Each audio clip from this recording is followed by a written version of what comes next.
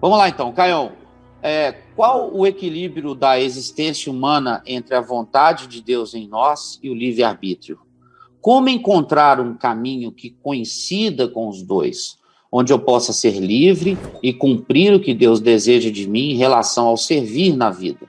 Eu tenho muita dificuldade em me encontrar sobre o que fazer para que a minha vida seja importante para o próximo em relação aos dons que eu tenho. Bom, primeiro é ficar livre dessa dicotomia, dessa dualidade entre vontade de Deus e livre-arbítrio humano, não é? A religião entrou nessa história toda criando essa esquizofrenia para uma quantidade enorme de pessoas que ficaram com a vida dividida assim. Então, de um lado tem a vontade de Deus, de um outro lado tem o livre-arbítrio humano. E o que eu faço para saber a vontade de Deus, já que o meu arbítrio é meu? Eu decido. Agora, o que Deus está decidindo, como é que eu vou saber? Já está revelado, não é? Eu nunca tive esse problema, porque eu sempre soube qual era a vontade de Deus. Eu não sei a vontade de Deus para bobagens, mas para a vida, para o que é vida, eu tenho aqui os evangelhos. Jesus é a vontade de Deus. Jesus é o evangelho. O evangelho é Jesus. E a vontade de Deus, aqui se diz, foi praticada por Jesus. Ele mesmo diz no Salmo, o Messias, e depois esse Salmo é citado na Epístola aos Hebreus, o Messias dizendo: eis-me aqui, cumpra-se em mim toda a tua vontade. Então, quem olha para Jesus vê um ser humano vivendo a absoluta vontade de Deus. Aí você diz, mas não tem aspectos particularizados dessa vontade para Jesus? Claro que sim. Ninguém é como Jesus. Ninguém veio para salvar a humanidade, para perdoar os pecados de todos, para vencer a morte pela ressurreição, para se assentar acima de todas as coisas por causa da sua obediência. Foi exaltado e colocado acima de todo principado, potestade e poder. Não, mas ele me ensinou como é viver. Agora mesmo, eu acabei de ensinar como é a vontade de Deus. Sede simples como as pombas, prudentes como as serpentes. Eles vão perseguir vocês, não tenham medo. É por meio de lobos que vocês vão mesmo. Não fiquem assustados. Essa é a vontade de Deus. A verdade sempre vence. O que eles estão fazendo ocultamente, mentindo, enganando, fazendo fake tudo, um dia vai ser tudo isso jogado na cara dos seus produtores. Não tomem o lado errado, vocês já sabem qual é o lado certo. Entrem pela porta estreita, andem no caminho estreito. A porta estreita é o Evangelho. O caminho estreito é o Evangelho. Ele é estreito não porque é apertado. E a porta é estreita não porque seja apertada. Ela é estreita porque só cabe você. O caminho é estreito porque só cabe você. Eu não posso levar mobílias desse mundo, mobílias e mobílias, adereços, aparatos. Tudo isso que a gente tem é só olhar para a história. Olha lá as pirâmides. Não passou para o outro lado. Está aqui, há 4.000 anos ou mais. Olhem para os grandes monumentos e mausoléus. Não passaram para outra dimensão, estão aí. Não cabe a vaidade no caminho estreito, aquela vaidade que sai babando e quase que se masturbando, dizendo, oh, gostoso que sou eu, aleluia. Isso aí não passa. No caminho estreito passa você. Passa você com a sua identidade, passa você com o seu gênero, passa você com a sua sinceridade, passa você com o seu amor, passa você com a sua decisão de perdoar, passa você andando na sua humildade, passa você andando com o coração feliz pela alegria dos outros, passa você condoído e solidário com a tristeza, com a perda de tantos, passa você cheio de compaixão com aquilo que os seres humanos deveriam essencialmente ter e não têm. Passa você assim, passa você Cristo, passa você dizendo sim, sim, não, não. Passa você obedecendo o que Jesus mandou, com a prudência também de quem não joga pérolas aos porcos, nem dá aos cães o que é santo. Passa você sem hipocrisia, sem religião de palco, para outros verem. Passa você orando no seu quarto. Passa você sem informar a mão direita o que a esquerda fez e vice-versa. Passa você com um coração que não se jacta, que não é arrogante. Passa você com a paciência de quem dá tempo aos que não alcançaram ainda o seu entendimento. Passa você conforme Jesus ensinou em todas as coisas que ensinou. O Evangelho é a vontade de Deus para o homem. Como eu acabei de ensinar aqui, uma porção clara. Agora, eu espero que você tenha o livre-arbítrio de escolher a vontade de Deus que já está revelada. Eu não vivo perguntando, eu estou há praticamente 50 anos aqui pregando o Evangelho e eu nunca tive dúvidas sobre nenhuma vontade de Deus. Eu não preciso perguntar, Senhor, tu queres que eu faça esse aborto? Eu não, eu sei que eu não sou um ser que veio ao mundo como ente abortivo. Eu sou um ser acolhedor, eu sou um ente adotivo, não abortivo. Nunca tive essa dúvida para mim. Nunca tive dúvida sobre se era lícito ou não era lícito possuir a mulher do meu próximo ou enganar a minha esposa. Quando eu fiz isso, eu fiz sabendo que eu estava pecando. Eu fiz dando prioridade ao capricho das minhas paixões carnais. Mas não era por ignorância, eu sabia, sempre soube, sempre saberei que a verdade é o prêmio maior que um ser humano pode carregar na vida e no coração. E que a lealdade tem que ser o cinto que mantém a minha roupa forte em mim, a minha armadura firme em mim, e esse cinto é o da verdade no íntimo. Eu sempre soube. Então, eu não entendo a tua dúvida. Sabe por que gente como você fica na dúvida? É por causa da cultura pentecostal. Por causa da cultura pentecostal.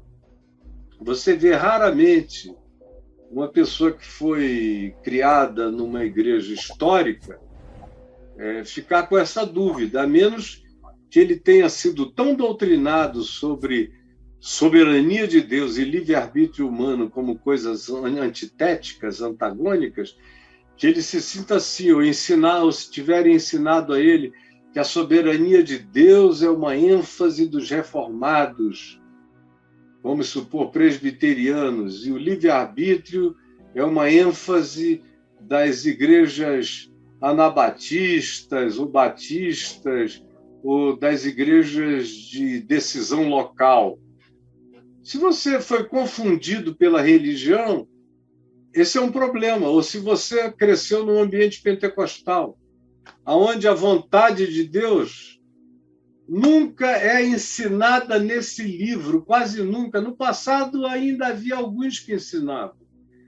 Hoje em dia é uma historinha que se ensina a historinha, dizem quem tiver fé nessa história vai ganhar as mesmas coisas, é o baú da felicidade, é um papatudo de crentes.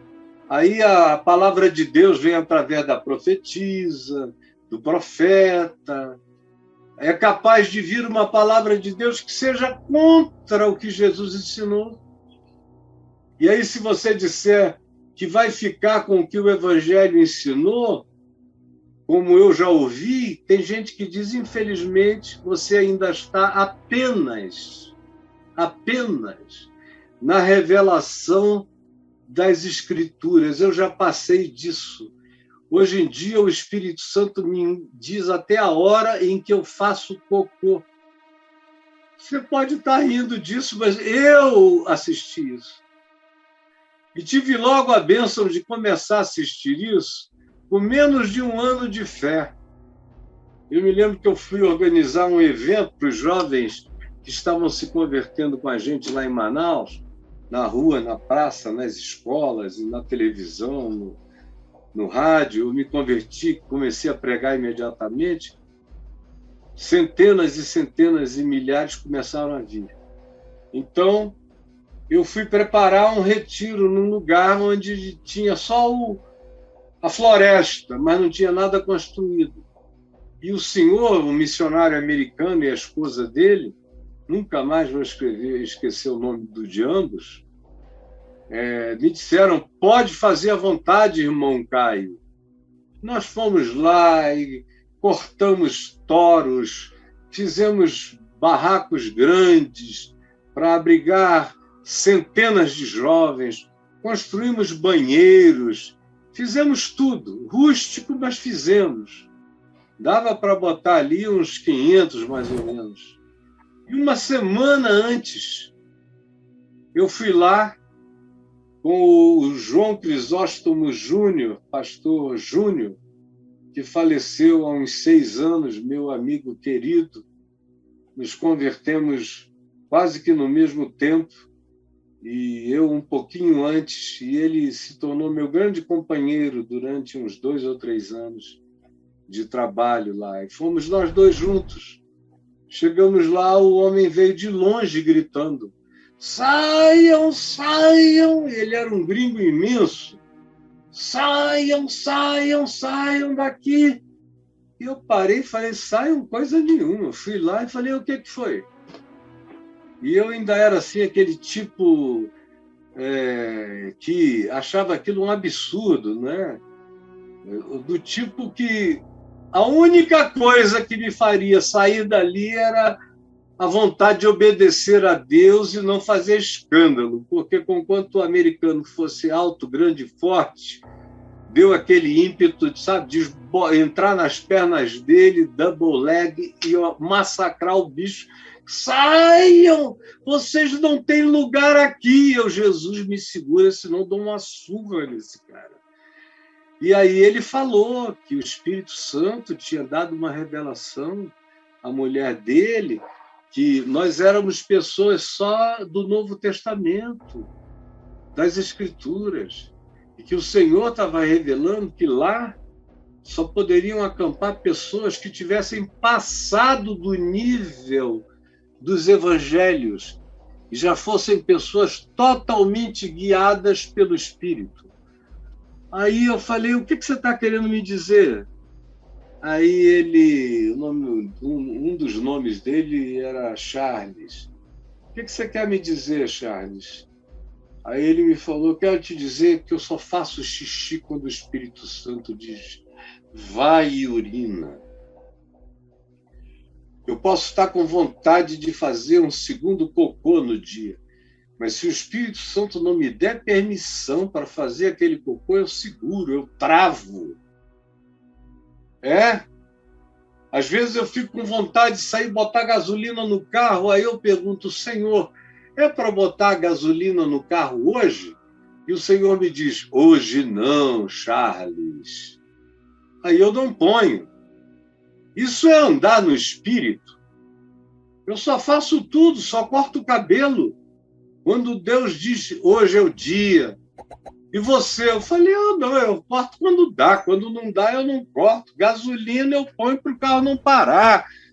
Eu não tenho nada a ver com isso. Eu ando segundo a racionalidade da minha vida. Agora, a minha obediência na vida é como eu trato o atendedor do posto de gasolina ou aquelas atendentes que havia em Manaus há quase 50 anos atrás. Eram umas mulheres vestidas de oncinha, com a bunda de fora e o peito até aqui, botando gasolina no teu carro, rebolativas.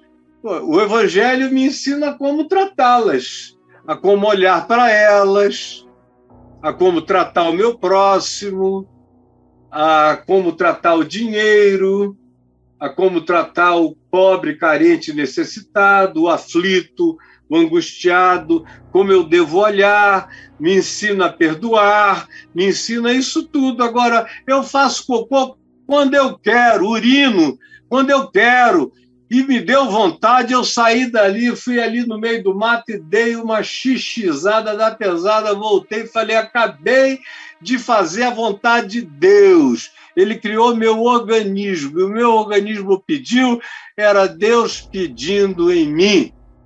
E ele escandalizado. Depois dele, e nós não fizemos o retiro lá, tivemos que improvisar em outro lugar. Depois aquilo foi uma motivação para comprarmos uma terra e fazermos um acampamento definitivo. Mas depois daquele homem, aí é que eu comecei a ter contato com o pessoal da renovação espiritual e do pentecostalismo brabo. Aí eu fui vendo essa coisa de que essa escolha que você fez foi o seu livre-arbítrio. Por exemplo, um dia eu fui ungir um homem com óleo. Aí peguei o vidro de óleo, derramei na minha mão, em nome do Senhor, e ungi a testa do homem, pus as mãos e orei, pedindo ao Senhor que o curasse. E aí, quando eu terminei, um cara da renovação desse tipo, que é teleguiado por Deus, que se diz assim, que anda com um ponto celestial ouvindo Deus no ouvido, vira para a direita, vira para a esquerda, segue em frente, aquela loucura. Então, o cara chegou e falou, por que você orou por ele sem antes perguntou se o Senhor queria? Eu falei, meu querido, eu não pergunto a Deus se ele quer que eu ore por doentes. O doente quer que eu ore por ele, eu oro. Eu não pergunto a Deus se é para expulsar um demônio. Já está dito que é para expulsar e que eu recebi essa autoridade. Então, eu não pergunto quase nada, porque eu já fui informado de quase tudo, ou de tudo.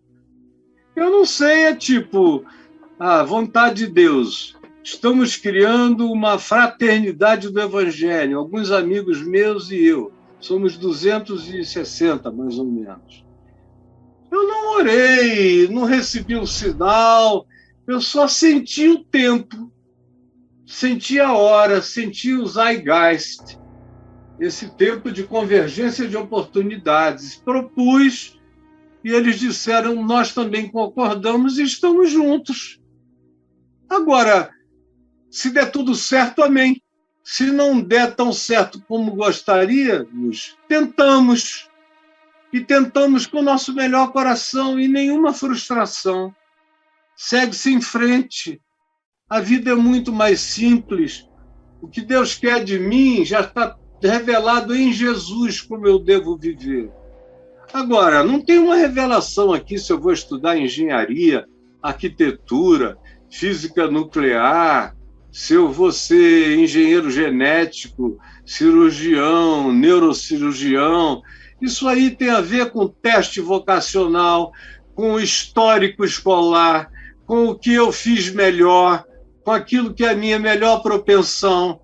Também eu nunca perguntei a Deus, mesmo Deus falando comigo. Eu casei com a Adriana, sabendo que era com ela que eu iria casar, porque eu comecei a ter sonhos sobre ela 9 meses antes de conhecê-la.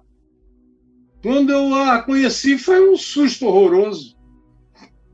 Mas eu não pedi. Eu nunca perguntei a Deus nada disso, porque meu Deus nunca foi cupido. Então eu sempre escolhi segundo o prazer dos meus olhos, segundo a alegria do meu coração e segundo a nossa compatibilidade mental e a nossa afinidade espiritual e em todos os demais níveis da vida, para a gente não andar num jugo desigual. Eu via se a mulher tinha a compreensão que eu carregava, as disposições espirituais que me habitavam.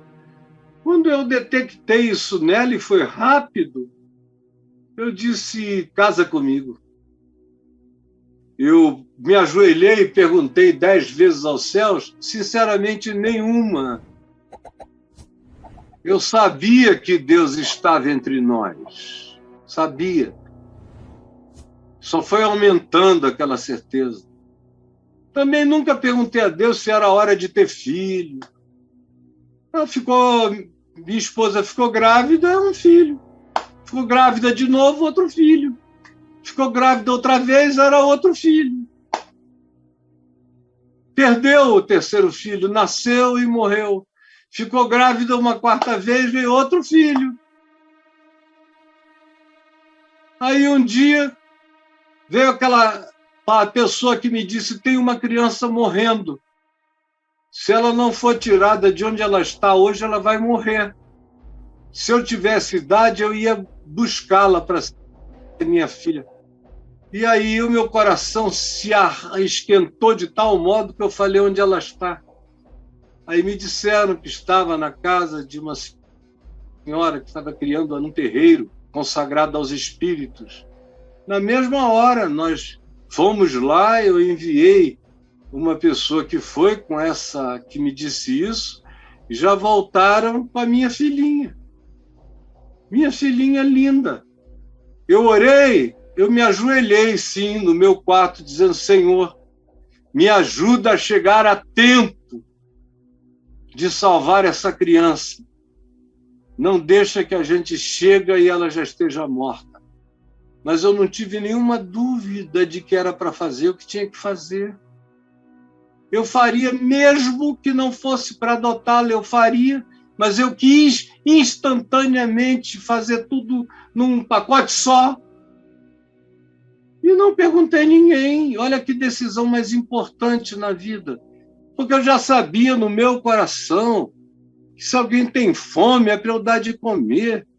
Eu sabia no meu coração que é para agasalhar os pequeninos, que é para não embaraçá-los, que é para cuidar deles, que é para guardá-los. A vida inteira já me foi descrita por Jesus, eu não tenho dúvidas sobre como proceder no mundo e na existência. Está tudo dito. E, graças a Deus, eu nunca tive essas loucuras do pentecostalismo, que diz que a Bíblia não é suficiente. Tem que ter uma revelação de um profeta para dizer se você vai fazer engenharia elétrica ou engenharia eletrônica, pelo amor de Deus. Ou qualquer outra coisa. Se você viaja ou se você não viaja. Se está na hora de tirar férias ou se é um perigo tirar férias. Eu sempre tirei férias quando eu quis, voltei das férias quando era necessário. A vida é simples quando o evangelho está dentro de você. Aí a vontade de Deus está dita e o livre-arbítrio humano, se você tem juízo, se conforma com a vontade de Deus. Eis aqui meu pai, minha mãe, meus irmãos. São todos aqueles que ouvem a palavra do meu Pai, que está nos céus, e a praticam. O resto é tolice doutrinária, meu filho. E eu não consigo ser mais simples do que eu fui com você. Tá bom?